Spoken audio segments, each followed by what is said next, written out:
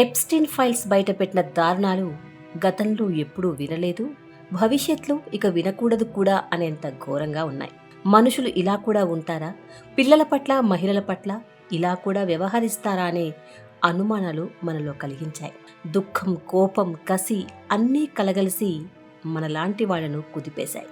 Epstein files బయటపెట్టిన దారుణాలు బయటపడి నెల రోజులు దాటినా ఇంకా ఈ రోజుకి అందుకు సంబంధించిన విషయాలు ఒక్కొక్కటి బయటకు వస్తూనే ఉన్నాయి. అక్కడ చేసిన దురాగతాల గురించి చర్చలు జరుగుతూనే ఉన్నాయి. అమెరికానే కాకుండా ఎన్నో దేశాలను కుదిపేసిన ఈ ఫైల్స్ మీద మరికొంతకాలం కూడా చర్చలు జరిగే అవకాశం ఉంది. ఇప్పుడు కొత్తగా ఎప్స్టీన్ లైంగిక నేరాల బాధితుల్లో భారత్కు చెందిన బాలిక కూడా ఉందనే విషయం వెల్లడైంది. ఎప్స్టీన్ ఫైల్స్లోని ఈమెయిల్స్ ద్వారా ఈ విషయం వెలుగులోకి వచ్చింది. బాధితుల ఫండ్ నుండి ఆమెకు పరిహారం అందించేందుకు ఆ బాధిత బాలిక ఎక్కడ ఉందనే విషయంపై అమెరికా అధికారుల ఈమెయిల్స్లో ఈ చర్చ జరిగింది.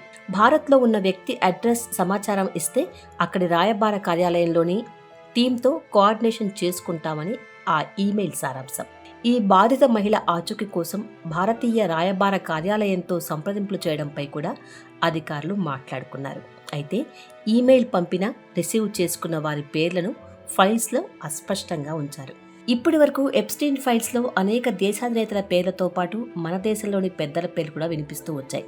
కానీ బాధితుల్లో మన దేశం చిన్నారి కూడా ఉందనే విషయం ఇప్పుడు కొత్తగా బయటకొచ్చిన విషయం. ఇంకా భవిష్యత్తులో ఏ దేశాల చిన్నారులు బాధితులుగా బయటపడతారో తెలియదు. మైనర్ బాలికలతో ఎప్స్టీన్ వ్యవహరించిన తీరు మీద, దారుణాల మీద ఎంత తీవ్రంగా చర్చ జరుగుతున్నా ఇలాంటి అక్రమ రవాణా అమెరికాకే పరిమితం కాదనే విషయం కూడా మనం గుర్తుంచుకోవాలి. మన దేశంలో అనేక మంది బాలికలు ఇలాంటి బాధితులుగా మారుతున్నారనేది మాత్రం మనం అంగీకరించాల్సిన వాస్తవం. నిన్నే మదనపల్లిలో 7 ఏళ్ల చిన్నారిపైన ఓ వ్యక్తి లైంగిక దాడి చేసి ఆ పాపను హత్య చేయడం చూశాం. కన్న తండ్రులే ఆడపిల్లల మీద అఘాయిత్యాలు చేసిన కేసులో వింటున్నాం. అయిన వారే ఆడపిల్లల పట్ల లైంగిక వేధింపులకు పాల్పడుతున్న సంఘటనలు చూస్తున్నాం. ఇంకా వెలుగు చూడని ఇలాంటి దారుణాలెన్నో. బేటీ బచావో, బేటీ పడావో అని 10 ఏళ్లుగా నినాదాలు చేస్తున్న బీజేపీ ప్రభుత్వ హయాంలో కూడా ఆడపిల్లల అక్రమ రవాణా ఆగలేదనేది వాస్తవం.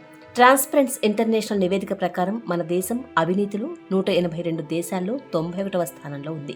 నేషనల్ క్రైమ్ రికార్డ్స్ బ్యూరో నివేదిక ప్రకారం ప్రతి 8 నిమిషాలకు ఒక బాలిక మన దేశంలో మాయమవుతోంది.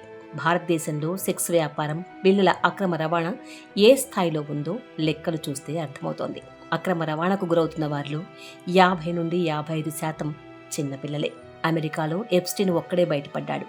ఇంకా బయటపడని ఎప్స్టీన్స్ ఎందరో మన చుట్టూ కూడా ఉన్నారు.